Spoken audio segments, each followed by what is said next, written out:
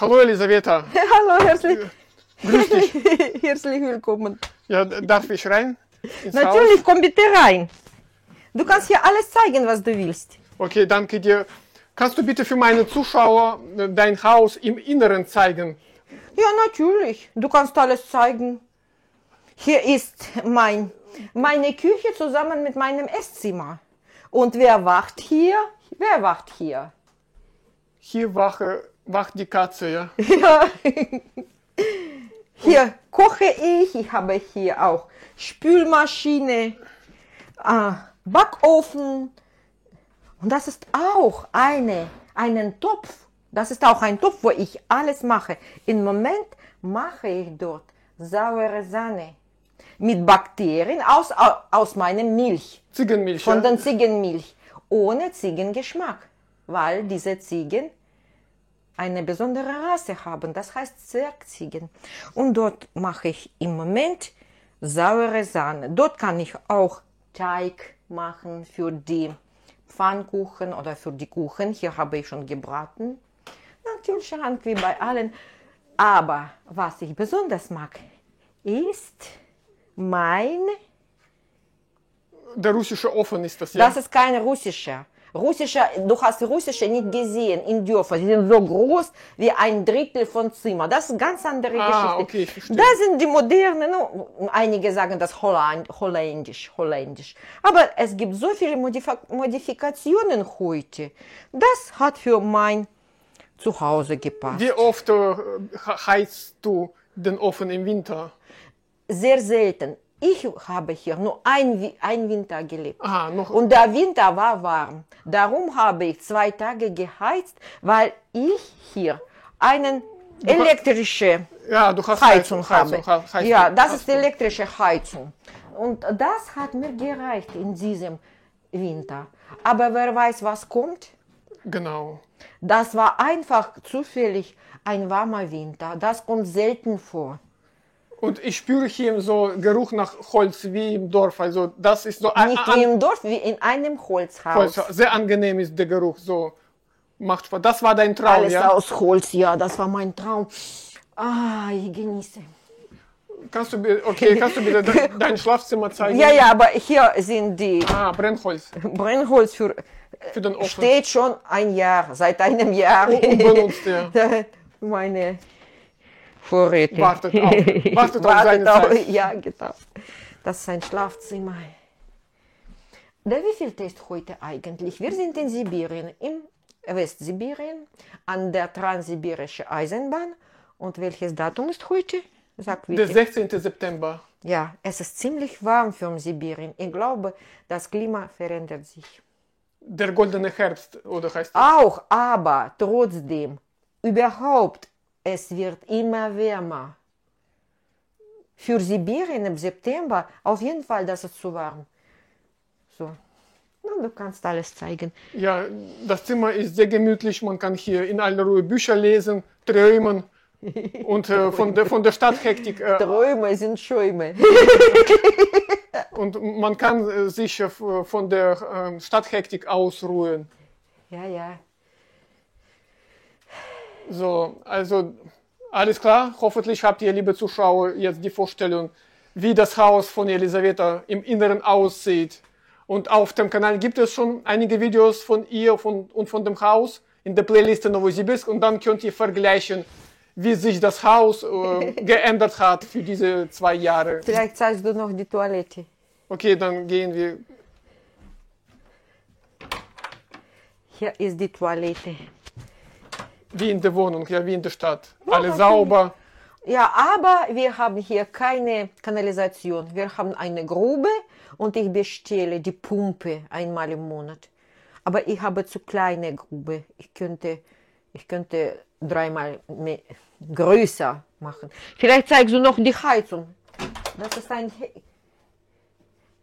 Gerät. Heizgerät, Steuerung, ja. Steuerung. Ich weiß nicht, wie das heißt. Das ist die elektrische Heizung. So funktioniert. Hier kann ich Grad aufstellen und anschalten. Und das ist Boiler für das Wasser auch. Hier ich habe einen Elektriker oder einen Klempner bestellt. Sie wissen, was sie machen. Also das ist sparsam, man kann sparsam leben. Das ist nicht so teuer mit Strom zu heizen. Teuer, das Teuer, ist das sehr ist teuer. teuer. Gas ist billig. Aber Gas haben die Leute hier rum, aber sie haben das selbst gemacht. Sie haben Kredite genommen, 500.000 Rubel. Und da sind die reichen Leute. Und ich kann nicht anschließen, weil ich nicht Geld habe.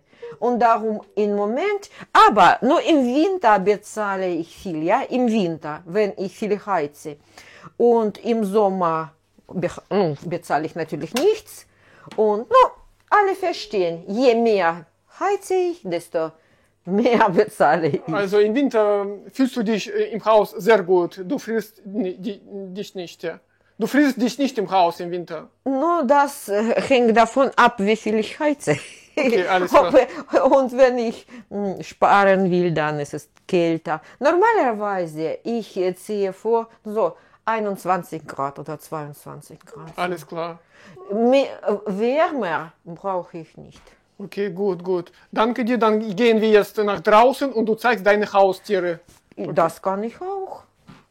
Also, liebe Freunde, wir sind draußen, stehen Auf dem Hof? auf dem Auf Hof. dem Bauernhof? Kannst du bitte erzählen, welche Haustiere hast du momentan?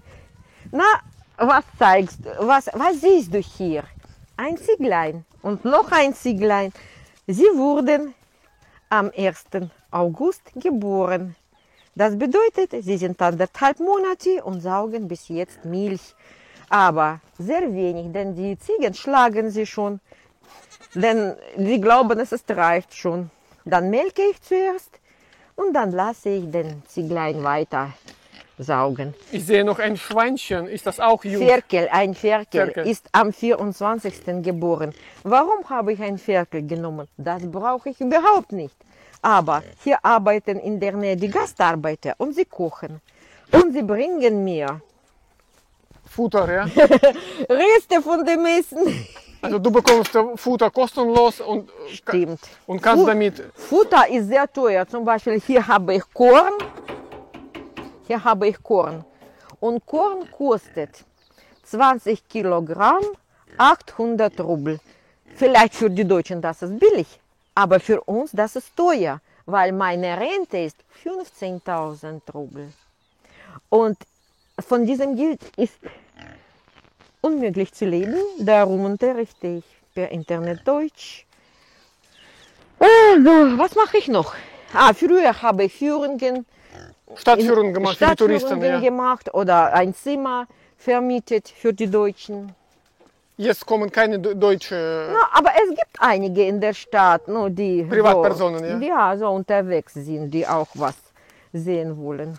Ja, aber sehr, sehr wenig. Vor dem Krieg gab es viele Deutschen, so viel Tourismus, viele Techniker in der Fabriken. Ich habe dort als Dolmetscherin gearbeitet.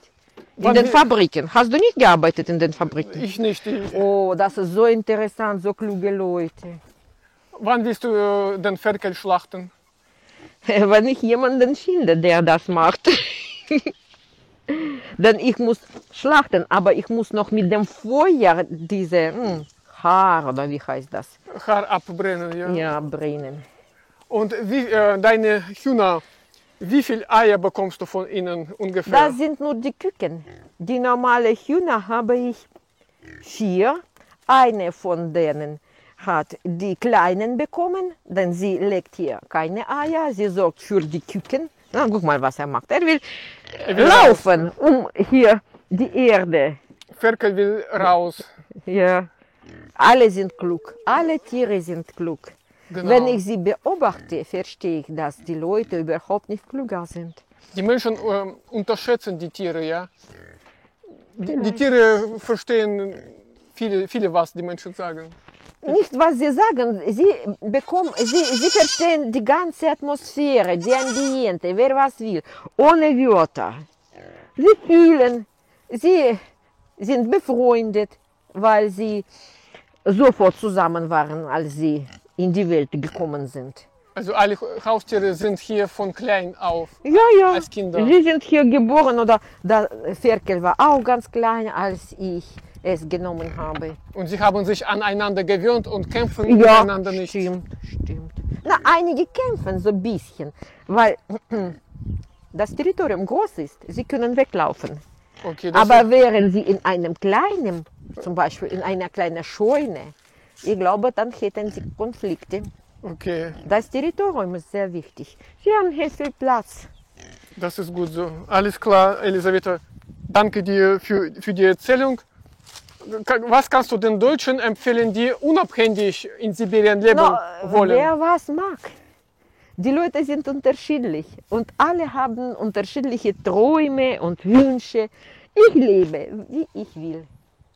Die anderen leben anders. Jeder hat eigene Ideen, eigene Vorstellungen. Mir gefällt das. Ich habe immer geträumt. Das Ich war dein mag die Traum Natur. und du hast deinen Traum in Erfüllung gebracht. Erfüllt, ja. Vielleicht, Kann man vielleicht. sagen. Das Wichtigste ist das Futter.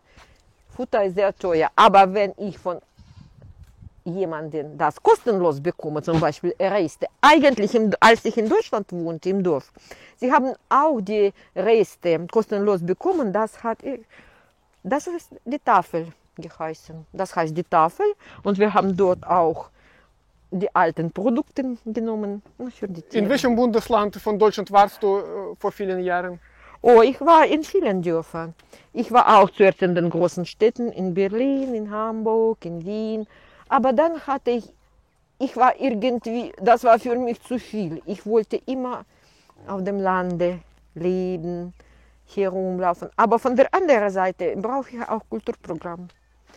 Ohne Konzerte, ohne Live-Musik kann ich auch nicht leben. Also und hier zwischen am Das Rand, ist vor Ort. das ist vor Ort von Novosibirsk und einerseits lebst du hier auf dem Lande, andererseits nah zur Stadt, zum Kulturprogramm. Wie Britta gesagt hat, du hast Kompromiss. Genau, das ist eine gute Lösung. Also Elisabetta, danke dir für die Erzählung. Ich wünsche dir alles Gute. Tschüss.